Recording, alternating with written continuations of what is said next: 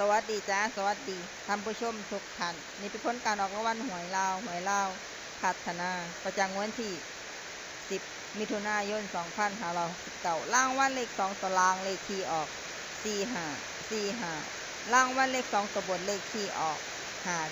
5757รางวัลเลข3ตัวบนเลขที่ออก557557รางวัลเลข6ตัวเลขที่ออก674557674557นี่ก็เป็นผลออกรางวัลหวยลาวพัฒนาประจำวันที่10มิถุนายน2569ขอให้โชคดีมีชัยถูกหวยลาวพัฒนาได้รับเงินกันทุกคนด้วยจ้าฝากไว้ได้จ้าซับสไครบ์กดติดตามและเป็นกำลังใจขอขอบคุณทุกท่านที่เข้ามารับชมและรับฟังแล้วมาพบกันใหม่ในผลการออกหวยลา